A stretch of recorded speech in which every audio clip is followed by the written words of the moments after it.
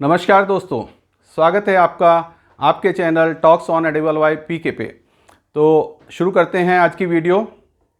तो आज की वीडियो में जो हम आज डिस्कस करेंगे global daily future price movement, जो ग्लोबल मार्केट का क्या प्राइस मूवमेंट चल रहा है, यूएसडी के जो इंटरनेशनल मार्केट के सीआईएफ में हमारे यहाँ पर क्या रेट्स आ रहे हैं, और हम डिस्कस करेंगे इंडिया मार्केट रेट्स की, इंडिया के अंदर स्पॉट प्राइसेस हमारे क्या चल रहे हैं और उन स्पॉट प्राइसेस से हमारा कंज्यूमर पैक की कैलकुलेशंस क्या आ रही हैं और किस रेट पे मार्केट में पड़ते आ रहे हैं। और उसके बाद हम बात करेंगे जो पिछले 24 घंटे की जो भी मार्केट डेवलपमेंट्स है, जो कमेंट्री होती है, जो न्यूज़ होती हैं, उनको डिस्कस करेंगे। और लास्ट में एक एजुकेशन वीडियो रहेगी कि हमारी जो केएलसी कब बढ़ती है, कब घटती है, केएलसी बढ़ने घटने से हमारे इंडिया मार्केट पे क्या फ़र्क पड़ता है। तो शुरू करते हैं सबसे पहले ग्लोबल मार्केट से। तो ग्लोबल प्राइस मूवमेंट जो है हमारा इस हिसाब से रहा है। हम ग्लोबल प्राइस मूवमेंट के अंदर केएलसी को कवर करते हैं और सीबॉट को कवर करते हैं। और एक हमारा जो मैंने आपको पहले भी बताया है, अर्जेंटीना और बेसिस के अर्जेंटीना और ब्राज़ील में बेसिस पॉइंट पे एक वर्क होता है, तो वो कवर करते हैं। तो कल तो हमारा केएलसी कम बंद था और आज जो है 3993 नियर अबाउट 100 पॉइंट्स के करीब बढ़ा हुआ है। सुबह 4000 जो है रिंगट इसने टच किया। 4000 एक रेस्ट्रिक्टेड मार्क है कि जहाँ पर जाके केएलसी बार बार बैक कर जाती है, तो वो आज उसको टच करके आया है। तो हम चाहेंगे कि ये एक बार 4000 को काटे और थोड़ा आगे चले। दूसरा है ये 6637, ये हमारा सीबॉट का नियर अबाउट 32 पॉइंट्स कल से बढ़ा हुआ है। आप ये पीछे 7 डेज़ का मैं इसके अंदर चार्ट में शो करता हूँ कि जो भी मार्केट्स के अंदर मूवमेंट्स रहे हैं, जिससे कि आपको एक आइडिया लगता रहे कि किस रेंज में, जैसे 3928 से 3993 तो बस 6-7 दिन में केएलसी कहाँ मूव कर रही है, सीबॉट हमारा कैसे मूव कर रहा है, बेसिस पॉइंट कैसे मूव कर रहे हैं। तो ये पॉइंट्स इसमें मैं कवर करता हूँ। अब इसके बाद में जो मार्केट की सीआईएफ रेट्स वो रेट्स होते हैं जो जिन रेट पे इंडियन का पीछे से सौदा होता है, किस रेट पे हम पीछे से बाई करते हैं। तो बाई करने का जो सीआईएफ रेट है, CIF is freight and insurance paid. तो cartage, insurance and freight paid rates हमारे ये इंडिया के अंदर रहते हैं। तो ये 885 थे, आप ये देखेंगे 13 जुलाई में जो बढ़ के अब 920 हो गए। तो नियर अबाउट $35 का हमने उछाल देखा है नियर अबाउट 7 डेज़ के अंदर। और ये 7 डेज़ के अंदर ये सीआईएफ रेट्स हैं और इसके अंदर ₹2 किलो की हमने ये उछाल जो आया है, ₹2 किलो का इंडोनेशिया ने जो लेवी बढ़ाई थी उसकी वजह से सीआईएफ रेट्स भी बढ़े हैं और मलेशिया के अंदर रिंगिट में भी फ़र्क आया है। ये सीपीओ का रेट है 910 से 955, नियर $45 के करीब बढ़ा हुआ है। और कल से हम बात करें तो $10 बढ़ा हुआ है। आरबीडी में ज़्यादा फर्क नहीं है। आरबीडी का और सीपीओ का क्या रिलेशन है, आरबीडी डाउन क्यों है जबकि ये रिफाइंड ब्लीच्ड है, ये क्रूड ऑयल है, इस चीज़ को भी मैं आपको आखिरी पार्ट में अपने वीडियो में एक्सप्लेन करूँगा, तो आप उस चीज़ को समझ पाएंगे। डिगम सोया का मैंने आपको बताया था कि 990 तक ट्रेड हो गया था परसों से कहेंगे तो 18 जुलाई को हमारे यहाँ पे इंडिया के अंदर 990 में ट्रेड हुआ था। तो हमारी पैरिटी आ गई थी जो इंडिया मार्केट की और पीछे की। लेकिन आज जो है इस $40 बढ़ा के बोल रहे हैं। कल भी इन्होंने शाम को $20-25 $30 के अंदर बढ़ा के काम हुए हैं। तो ओवरऑल हम ये बात समझे तो $70 के करीब मार्केट में इसमें तेज़ी आई है। $70 को 8-7-56 about 5-5.5 रुपये किलो की तेज़ी बनी है। तो आज का जो स्पॉट मार्केट है उस हिसाब से सोयाबीन अगर हम आज पीछे से खरीदे तो डिस्पैरिटी में आ गया है। हम ये नहीं कह रहे कि इस रेट पे ट्रेड में काम हुआ है, लेकिन कल $1020 तक हमने काम सुना है। सन ऑयल के अंदर 950 से 990, जो ब्लैक सी का आपको मैं पीछे 3-4 वीडियो से रेगुलर जिक्र कर ही रहा हूँ कि ब्लैक सी के अंदर हमारा मूवमेंट रुक गया है। उसकी वजह से सनफ्लावर की जो अवेलेबिलिटी में प्रॉब्लम आएगी, तो उसकी वजह से ये प्राइस के अंदर मूवमेंट्स देखा गया है। ये हमारे स्पॉट प्राइसेस होते हैं। स्पॉट प्राइसेस के अंदर हम पूरे इंडिया के अंदर जो कांधला के, और हम क्योंकि दिल्ली बेस हैं अभी, इसके अंदर हमने कैलकाटा का और अपना काकीनाडा का, उधर के भी एरियाज़ के रेट इंक्लूड करने शुरू करेंगे। लेकिन अभी हम जो प्राइस ले रहे हैं, मस्टर्ड के रेट हमारा कल हमने 108 लिया था, तो उसके बाद मार्केट करेक्ट होकर 1075, ये मैं इसलिए थोड़ा करेक्ट कर देता हूँ रेट्स की 108 से। कल मैंने दिखाया था 107.5 कि आपको सही पिक्चर रहे कि कल किस रेट में काम हुए हैं, और उससे आज मार्केट का मूवमेंट प्लस है या माइनस है वो शो हो सके। कल जैसे हमने मस्टर्ड सीड 5675 दिखाया था, तो कल सुबह मार्केट 5675 खुला था, लेकिन बाद में ट्रेड 5650 में हुए हैं और आज 5675 में ट्रेड हो रहे हैं। तो थोड़ा मार्केट में फ़र्क है। सोयाबीन भी स्पॉट प्राइस में 50 पैसे बढ़ के बोला जा रहा है। पाम ऑयल के अंदर आरबीडी में 1 रुपये किलो की तेज़ी है, सनफ्लावर में 1 रुपये किलो की तेज़ी है, और बाकी राइस ब्रान और ग्राउंडनट में भी, ग्राउंडनट भी तेज़ है, राइस ब्रान भी तेज़ है। तो थोड़े बहुत सब मार्केट्स के अंदर तेज़ी का माहौल आज बना हुआ है केएलसी को देखते हुए। जैसे कि मैंने आपको बताया 100 पॉइंट्स बढ़े हुए हैं। कल शिकागो भी काफ़ी प्लस बढ़ा के बंद हुआ था। अब हम बात करेंगे कंज्यूमर पैक की। कंज्यूमर पैक का हम दिल्ली का प्राइस लेते हैं, और कंज्यूमर पैक का जो हमारा दिल्ली का प्राइस है, तो कल 86.5 का अगर हम आज का स्पॉट का प्राइस समझे और सोया रिफाइंड का 92.5 का, तो जो कैलकुलेशन आ रही है 1564 रुपये टिन की आ रही है, 1658 सोयाबीन की आ रही है, 1876 मस्टर्ड की आ रही है। तो इन रेट्स के अंदर हम 1 रुपये किलो का मार्जिन, होलसेल का मार्जिन लेकर बोलते हैं, जैसे कि मार्केट में जिस रेट के अंदर माल सेल होता है। और ये लीटर के टीन की कैलकुलेशन उसके हिसाब से क्या बैठेगी, और पाउच की कैलकुलेशन क्या रहेगी, और ये बॉटल्स की कैलकुलेशन। बॉटल के अंदर हम मस्टर्ड में 5 रुपीज़ जोड़ रहे हैं पाउच से, और इसके अंदर 4 रुपीज़ के करीब हम जोड़ रहे हैं सोयाबीन के अंदर। तो आप इस चार्ट को देख भी सकते हैं और समझ भी सकते हैं। और इसके अंदर हमने packing, loading, depot expenses, onward freight, ये सब चीज़ें कंसीडर कर ली है, क्योंकि अधिकतर डिपोज जो पूरी गाड़ी माल मंगाते हैं उसके अंदर ये डिपो एक्सपेंसेस, ऑनवर्ड फ्रेट, ये सब बच जाते हैं। तो आप कह सकते हैं 1 रुपये किलो का बेनिफिट उसमें और हो सकता है, लेकिन उसमें आपका पेमेंट भी लगता है और टाइम भी लगता है। और आजकल जैसे मार्केट का बड़ा मूवमेंट चल रहा है, तो उसमें रिस्क भी ज़्यादा रहता है कि आज आप बुक कराएंगे, 10 दिन में गाड़ी मिले, 15 दिन में गाड़ी आए। तो जब तेज़ी का माहौल होता है तब तो मार्केट दूसरी तरह से चलती है, जब डाउनवर्ड हो तो लोग डिपो से ही माल लेना प्रेफर करते हैं। तो उस हिसाब से मैंने ये कैलकुलेशन इसमें दी हुई है। अब आपके थोड़ा सा market report eight expected for market के ऊपर हम थोड़ा डिस्कस कर लेते हैं। एक तो सोयाबीन का एक रिपोर्ट आई है जिससे के अंदर सोपा जो रिलीज़ करता है उसके हिसाब से अभी भी नियर अबाउट 50% माल अभी भी किसान के और ट्रेड के पास है। तो जो कि एक मैटर ऑफ कंसर्न है कि काफ़ी माल, नई क्रॉप आने वाली है, 3 महीने बचे हैं, और नियर अबाउट 45 लाख टन माल अभी भी किसान के पास और ट्रेड के पास पड़ा हुआ है। तो इसका मेन रीज़न ये हुआ कि जब क्रॉप आई थी सितंबर अक्टूबर से, तब से ही मार्केट घटते चले गए। लोगों को इतनी उम्मीद नहीं थी इतनी मार्केट घट जाएगी। किसान भी और ट्रेडर भी सब इसमें एक्सपेक्टेशंस में रहे कि मार्केट अब बाउंस बैक करेगा, और अब उसने स्टॉक को लगा लिया है। तो नीचे रेट्स पे वो लिक्विडेट करने के में इच्छुक नहीं है, इसलिए वो रेट स्टॉक रुका हुआ है। हो सकता है ये अगर मार्केट, इंडिया की मार्केट और जैसे फॉरेन की मार्केट में हम ड्राई की बात सुन रहे हैं, तो ये अगले साल भी कैरी फॉरवर्ड हो सकता है, और होगा, क्योंकि 1-1.5 महीने पहले जब क्रॉप आने से पहले तो प्लांट अपने सब उसमें मेंटेनेंस के अंदर चले जाते हैं, और काफ़ी प्लांट बंद होने शुरू भी हो गए हैं क्योंकि डिस्पैरिटी की वजह से। तो उम्मीद यही लगती है कि ये माल अगले साल कैरी फॉरवर्ड होगा। दूसरा है ये सीबॉट, तो हमारा टाइट है, ब्राज़ील सप्लाई इंक्रीजिंग। ये मैंने इसलिए थोड़ा सा मैटर को इसको क्लियर करना चाह रहा हूँ।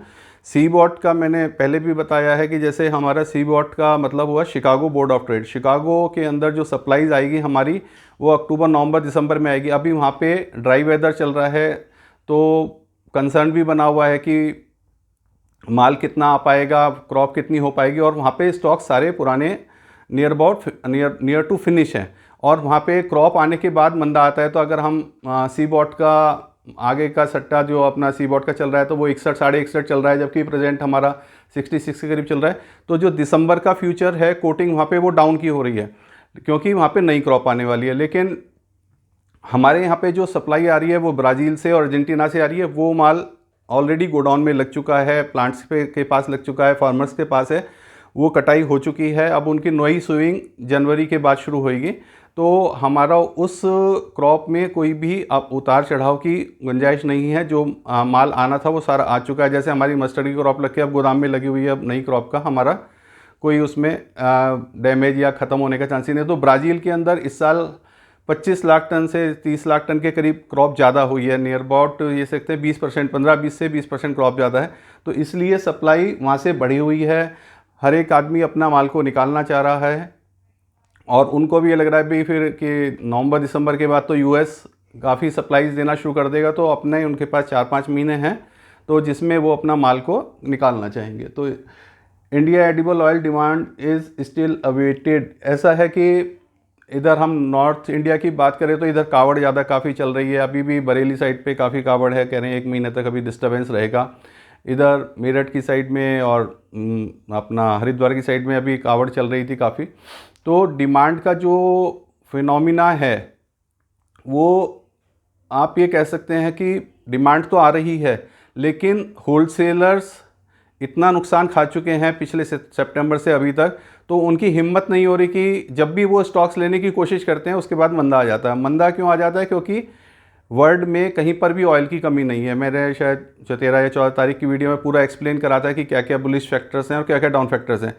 अब इसमें खाली बुलिश फैक्टर्स में जो बात समझ में आ रही है कि एक तो इंडिया का वेदर कंसर्न बना हुआ है। वेदर का मतलब अगर हमारा महाराष्ट्र में बारिश ज़्यादा हो जाती है, एमपी में हो जाती है, क्रॉप ख़राब हो जाती है, या जैसे महाराष्ट्र में भी ड्राईनेस चल रही है, अगर ड्राईनेस प्रोलॉन्ग कर जाती है तो जो क्रॉप सोई हुई है उसमें नुकसान हो जाए, तो हम क्रॉप में नुकसान समझ सकते हैं। लेकिन मैंने जैसे आपको बताया अभी सोयाबीन का पिछला स्टॉक्स भी पड़ा हुआ है, ब्राज़ील की और वहाँ की क्रॉप आ चुकी है।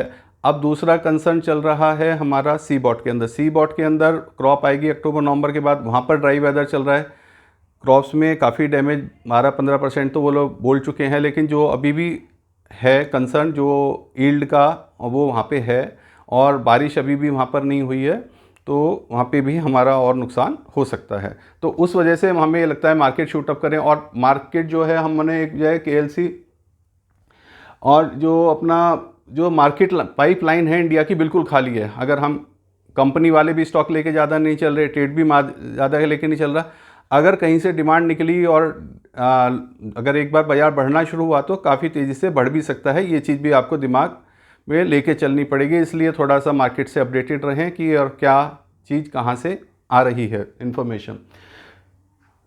अब आज KLC 100 प्लस है, कल शिकागो 200 प्लस बंद हुआ था, तो वो उसकी सपोर्ट में KLC भी थोड़ा सा आज सपोर्ट लिए हुए है। लेकिन मैं आपको इसमें थोड़ा बताना चाहूँगा, मैंने कल भी आपको वीडियो में बताया था कि 60% सप्लाई इंडोनेशिया से आती है और नियर अबाउट 25% हमारी मलेशिया से आती है और KLC हमारी मलेशिया में चलती है। तो सप्लाई का कंसर्न नहीं है। मैंने आपको सबसे पहले चार्ट में दिखाया भी है, जो CIF रेट कल भी $920 RBD के कोट हो रहे थे, आज भी 920 कोट हो रहे हैं। प्राइसेस में वो ज़्यादा फ़र्क नहीं है, लेकिन अब यह है कि प्राइसेस अगर KLC मूव करती है, सी बॉट मूव करता है, तो उन ट्रेड पे काम होने लगते हैं, क्योंकि अभी डिस्पैरिटी चल रही है, RBD हम परचेज़ करके ला रहे हैं तो। और अगर उनमें मूवमेंट के अंदर कमाई, उसमें अगर उनको प्रॉफिटेबिलिटी आने लगी और यहाँ के प्राइस बढ़ते हैं तो इन रेटों पे काम हो सकता है। अब कंसर्न एरिया जो हमारा बना हुआ है सप्लाई का, जो मैंने आपको 2-4 दिन से रेगुलर बता रहा था, ब्लैक सी के अंदर प्रॉब्लम आ रही है, तो वो अब कह रहे हैं कि जो माल चलने थे वो 10-15 दिन हो चुके चले हुए, जिसको जो अपने कॉन्ट्रैक्ट्स थे वो सब चल चुके हैं, तो 20-25 दिन के अंदर ही सप्लाईज आ जाएंगी। तो उसके बाद सनफ्लावर ऑयल का अंदर शॉर्टेज बननी शुरू हो जाएगी, क्योंकि नया माल नहीं आएगा। तो जो भी ट्रेडर हैं, लोग हैं, वो अपना माल रोक के चलेंगे, तो उसका धीरे धीरे प्राइस डिफरेंस दिखना भी शुरू हो जाएगा। सनफ्लावर का रेट धीरे धीरे बढ़ेगा और सनफ्लावर सोयाबीन का उससे नीचे रह सकता है। US का dry weather is still continue. एक इसमें रिपोर्ट आई है कि भाई वहाँ पे, मैंने आज सुबह ही 7 बजे के उसमें न्यूज़ में देख रहा था कि चाइना में और US के अंदर अभी भी इन लिलो का खतरा पूरा बना हुआ है। और इन लिलो क्या होता है और कैसे आता है, इसके बारे में भी एक वीडियो बनाऊंगा, थोड़ा सा मैं उस पर स्टडी कर रहा हूँ, तो आपको उसका अभी पूरा बताएंगे। उसमें कुछ समुद्र के सरफेस पे जो पानी जो है गर्म होना शुरू हो जाता है, तो उसकी जो वेव्स चलती हैं उसकी वजह से मौसम ड्राई हो जाता है और या कहीं पर बहुत ज़्यादा बारिश हो जाती है। तो मैं उस बारे में पूरी जानकारी लेके आपको शेयर करता हूँ। चाइना का भी मैंने आपको बता ही दिया है कि US और चाइना दोनों के दोनों अभी इसका ड्राइनेस की वजह से काफ़ी कंसर्न आ रहा है उसके अंदर। एक सेकेंड के लिए, तो अगली मार्केट है ये हमारी, how India market rates arrive from KLC। तो ये आज का हमने एक स्पेशल सेशन लिया था कि KLC बढ़ती है तो इंडिया मार्केट पे क्या फ़र्क आता है। तो इसको मैं थोड़ा सा आपको समझाना चाहूँगा। तो इंडिया का जैसे आज हम कल की बात समझे, आज 4000 का रेट है, कल 3900 का रेट था। तो अगर हम सारी चीज़ें सेम पकड़ के चलते हैं तो हमारा जो डिफरेंस आ रहा है वो 100 रिंगिट का आ रहा है। तो 100 रिंगिट से नियर अबाउट 22 USD डॉलर का डिफरेंस आ जाता है। तो 22 USD डॉलर से 1.802 नियर अबाउट ₹1.80 किलो हमारा मार्केट में प्राइस का मूवमेंट आ जाता है। जैसे 100 KLC बढ़ी तो नियर अबाउट ₹1.80 किलो माल बढ़ गया। ₹1.80 किलो का मतलब 15 किलो टीन पे ₹27 टीन बढ़ गए। अब ये ₹27 टीन तो KLC में बढ़ गए, लेकिन KLC क्या है? KLC है जो वहाँ का मैंने बताया फ्यूचर एक्सचेंज है। फ्यूचर एक्सचेंज क्या है कि थर्ड मंथ के अंदर हम ये एक्सपेक्ट करते हैं कि ये रेट 4000 होगा, लेकिन जिसके पास रेडी माल पड़ा है वो अपना माल सस्ते में भी बेच सकता है। तो जैसे आप अगर कांडला में सुनते होंगे कि भाई अगर आज का रेट तो 84 रुपीज़ और हम आगे का 87 रुपीज़ में देंगे, आपको पूरे महीने का ले लो, 2 महीने का ले लो। तो वही KLC के अंदर होता है कि रेडी का रेट्स अपने अलग चलते हैं।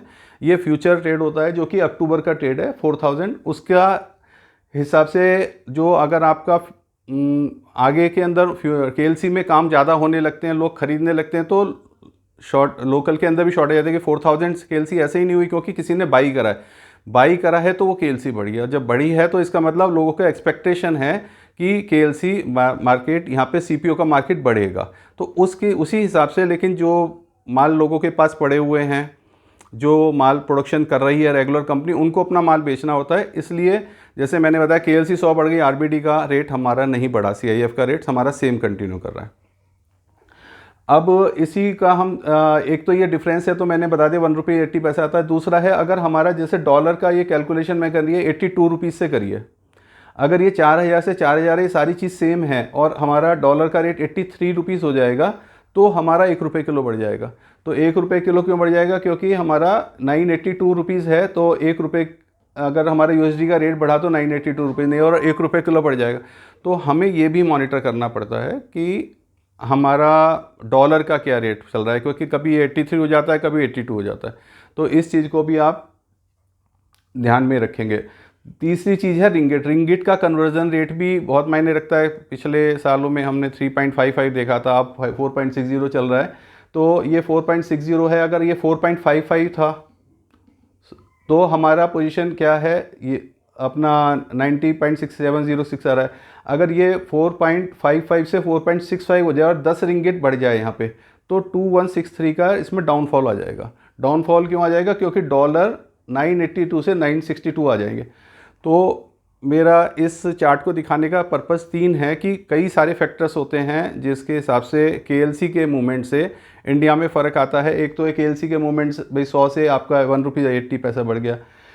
डॉलर के मूवमेंट से ₹1 किलो का फ़र्क आ जाएगा, ₹1 मूवमेंट आएगा। 10 पैसे रिंगिट का फ़र्क आता है तो भी ₹2 किलो मार्केट डाउन हो जाएगी, क्योंकि जब हम जो डॉलर का कन्वर्जन 982 आ रहा था वो 962 रह जाएगा। तो $20 की वजह से नियर अबाउट 2162 का इसमें डिफरेंस आ जाएगा। एक मैं आज जो आपको पहले बताया RBD का और CPO का डिफरेंस का, उसको बारे में थोड़ा क्लियर करना चाहूँगा। तो ये इम्पोर्टेड है RBD वर्सेस CPO की RBD के अंदर। तो अब पोजीशन क्या है कि ये CPO का रेट है 950, RBD है 920। ये क्यों है? क्योंकि इंडोनेशिया अपनी रिफाइनरीज को चलाने के लिए जो CPO पे लेवी और कस्टम ड्यूटी लगाता है उससे कम RBD पे लगाता है।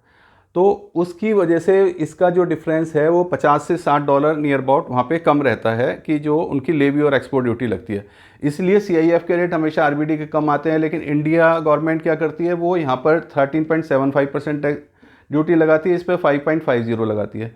तो अगर हम CPO से माल बनाते हैं तो ये तो प्रोसेसिंग प्लांट बना सकेंगे, और ये RBD की जो सप्लाई होती है ये ट्रेडर भी देते हैं, कि जो ट्रेडर हैं पीछे से RBD परचेज करते हैं और सीधा मार्केट में सेल कर देते हैं। तो आज का जो हमारा रेट्स आ रहा है 920 और 950 से नियर अबाउट दोनों का सेम आ रहा है। तो जो हम पहले रिफाइनिंग कॉस्ट या इसको विंटराइजेशन कॉस्ट और आरबीडी को और स्टेरिन को जो अलग करते थे वो भी मैं अलग एक इस वीडियो में आपको समझाऊंगा। तो वो कॉस्ट पहले जो हमारी 7-8 रुपये किलो आती थी, जब स्टेरिन का और सीपीओ का और आरबीडी का जो डिफरेंस रेट काफ़ी ज़्यादा था, तो वो इस वक्त 4 रुपये के करीब आ रही है। तो जो पीछे से आरबीडी परचेज़ कर रहे हैं उसमें भी पैरिटी आ रही है।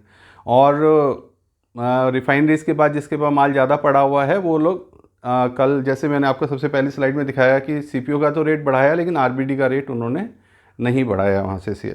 तो अभी भी अगर हम उसी चीज़ को कंसिडर करें तो नियर अबाउट मार्केट हमारी 86.5 है, तो अभी भी 1 रुपये किलो की डिस्पैरिटी चल रही है। जो पीछे के रेट कोड हो रहे हैं उससे इंडिया का मार्केट दबा हुआ है। तो इन सब चीज़ों को समझते हुए आप अपना डिसीजन ले सकते हैं। मैंने सारे आपको तेज़ी के मंदे के सब फैक्टर्स बता दिए हैं। ये जो रिपोर्ट है मैं अपनी डेली नियर अबाउट 1 से 1:30 बजे के बीच में सबमिट करने की कोशिश करता हूँ। 12:30 बजे तक सब ब्रोकर से रेट लेके मेरा ये रहता है कि आपको बिल्कुल लेटेस्ट रेट मिल जाए, और उसके बाद जो मार्केट में चेंजेस होते हैं वो मैं इसमें अपडेट कर देता हूँ। तो आपको एक ओवरऑल पूरे वीक की पिक्चर भी मिल जाती है कि मार्केट में क्या क्या मूवमेंट रहे हैं। और मैं ये चाहूँगा कि आप मेरे एफ़र्ट्स को अगर लाइक करते हैं तो एक अंगूठे का निशान उस पर बना हुआ है, अंगूठे का निशान लगाएं और चैनल को सब्सक्राइब करें, और एक वहाँ पे बेल आइकॉन दबा हुआ है उसको दबा दीजिए। तो जब भी मेरी कोई वीडियो अपलोड होगी तो आपके पास नोटिफिकेशन आ जाएगा और आप उसको देख सकेंगे। तो धन्यवाद। तो और फिर मिलते हैं कल नई वीडियो के साथ में, नई मार्केट अपडेट के साथ में। तो थैंक यू।